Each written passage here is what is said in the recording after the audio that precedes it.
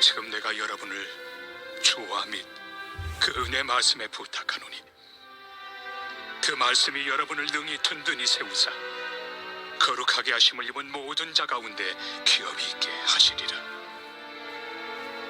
내가 아무의 은이나 금이나 의복을 탐하지 아니하였고 여러분이 아는 바와 같이 이 손으로 나와 내 동행들이 쓰는 것을 충당하여 범사에 여러분에게 모본을 보여준 바와 같이 수고하여 약한 사람들을 돕고 또 주 예수께서 친히 말씀하신 바 주는 것이 받는 것보다 복이 있다 하심을 기억하여야 할지니라. 이 말을 하고 무릎을 꿇고 그 모든 사람들과 함께 기도하니 다 크게 울며 바울의 목을 안고 입을 맞추고 다시 그 얼굴을 보지 못하리라 한 말로 말미암아 더욱 근심하고 배까지 그를 전송하니라.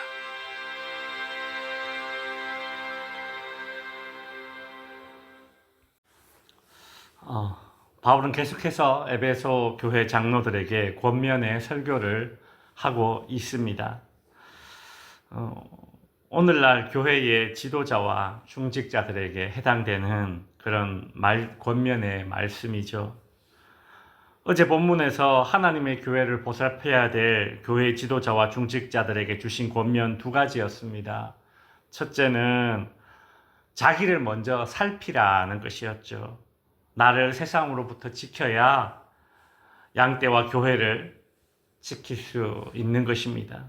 둘째는 영적으로 깨어 있어야 한다는 것입니다. 이단과 잘못된 사상들로부터 교회를 지키며 영적으로 깨어 있으려면 성령 충만하고 성경을 알고 성품을 갖춰야 한다라는 말을 했습니다.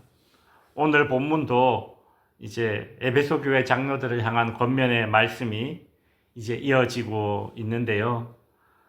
33절에 보면 내가 아무의 은이나 금이나 의복을 탐하지 아니하였다라고 합니다. 무슨 얘기입니까? 바울은 지도자의 자리에 있으면서 자기의 유익과 이익을 얻으려 하지 않았다라는 얘기입니다.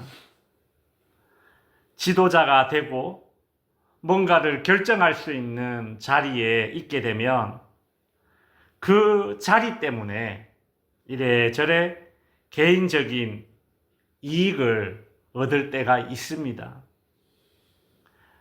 예를 들어서 무슨 단체의 회계, 총무, 회장 이런 것만 되어도 이래 보면 감사하다라는 말로 그 답례로 주어지는 현금까지는 아니지만 이런저런 선물들도 있습니다. 자리가 주는 이런 부스러기들이죠. 규모가 더 커지는 그런 사회에서는 어떻겠습니까? 어떤 회사에 어떤 전산 시스템이나 뭔가를 구축하거나 어떤 물건이나 소프트웨어를 세팅하게 될 때에 그 결정권자에게 접근해서 저희 회사로 결정해 주시면 구축 비용의 몇 퍼센트를 드리겠다 이런 식으로 은밀한 제안을 대놓고 하기도 합니다. 사람이 그 결정권을 가진 사람이 이제 그런 경험들이 익숙해져서 이게 삐뚤해지면 그 사람은 자신의 지위를 활용해서 나중에 먼저 이제 요구하는 그런 사람이 될 수도 있겠죠. 그 지도자의 자리에서 뭔가를 결정할 수 있는 자리에서 얻게 되는 이런 부스러기들을 바울은 탐하지 않는다라는 것입니다. 바울은 이런 점에 있어서 참 철저했습니다. 34절에 보면 여러분이 아는 바와 같이 이 손으로 나와 내 동행들이 쓰는 것을 충당하였다라고 말하고 있죠. 바울은 에베소에서 3년간 사역하면서 자기 아버지가 했던 일, 그리고 자기가 또 어릴 때부터 봐왔던 일, 가문의 일입니다. 바울의 가문이 무슨 일을 했습니까? 텐트 만드는 일을 했습니다. 로마군에 군납을 해서 그 가문이 아주 재정적으로 아주 넉넉한 그런 가문이었죠. 바울은 어릴 때부터 아버지가 그 만드는 것을 봤을 거 아닙니까? 로마군의 텐트가 얼마나 많이 필요합니까? 로마군이 온 제국을 건설하기 위해서 돌아다니는데 그 텐트를 이제 군납을 하는 거죠.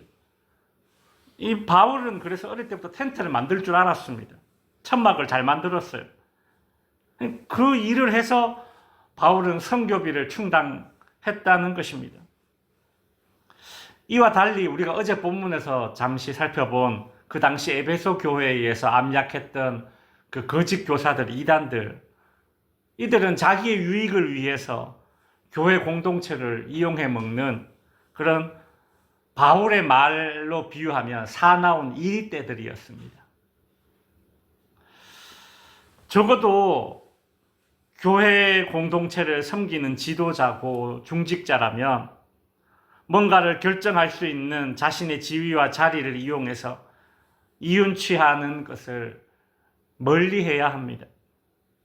교회 공동체는 주님의 몸이기 때문에 교회의 지도자와 중직자는 내 것으로 섬기는 자리여야 되지, 오히려 반대로 내 것을 만드는 자리로 삼아서는 안 된다는 것이죠.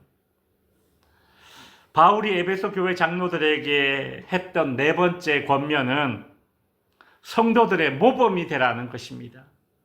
35절에 범사에 여러분에게 모본을 보여준 바와 같이 수고하여 약한 사람들을 도왔다라고 말하고 있습니다. 바울은 에베소에 3년간 머물면서 에베소 교회 장로들에게 교회의 지도자는 어떠해야 하는지 말이 아니라 몸으로 직접 보여주었는데요. 내가 너희에게 모범을 보여준 바와 같이 너희도 그리하라. 그리 말하고 있지 않습니까? 이건 너무 강력한 말입니다. 내가 이렇게 한 것 같이 너도 이렇게 해야 한다. 이 말은 매우 강력한 가르침입니다. 지도자의 자리에 있으면서 자기 헌신에 기반하지 않으면 절대 할 수 없는 말이 이 말 아닙니까? 오늘날 자기 희생은 손톱만큼도 하지 않으면서 말만 번들이하게 하는 지도자들, 정치인들이 얼마나 많습니까? 요즘 세상을 보면 권력이란 게 무슨 말만 번들이하게 하고 그 말을 책임지지 않아도 되는 그것이 무슨 권력의 특권인가 이런 생각이 들 정도입니다. 이게 부조리한 세상의 권력의 특징이라면 주님의 몸된 교회에서 지도자들은 그럴 수 없는 것이죠. 주님은 제자들에게 내가 너희를 사랑한 것 같이 너희도 서로 사랑하라. 그리 말씀하셨죠. 내가 먼저 너희를 사랑해서 보여주고 몸으로 보여주고 자 봤지? 너희도 이렇게 하는 거야. 그래서 제자들의 발을 씻겨주고 그래서 십자가에 친히 돌아가신 것입니다.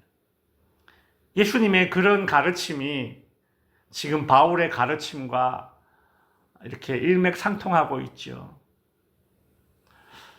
말씀을 마칩니다. 오늘 본문을 통해서 바울이 교회 지도자들과 중직자들에게 해준 권면 두 가지를 또 살펴보았습니다.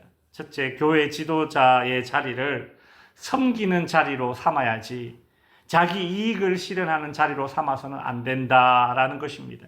두 번째는 말이 아니라 행동으로 모범을 보이는 지도자들이 되어야 한다는 것입니다.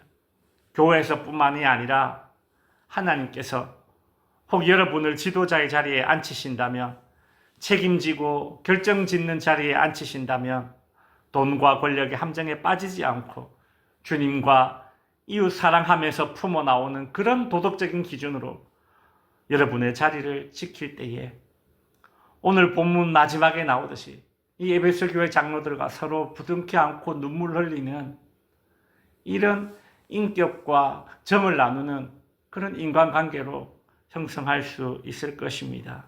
기도하겠습니다. 하늘에 계신 우리 아버지,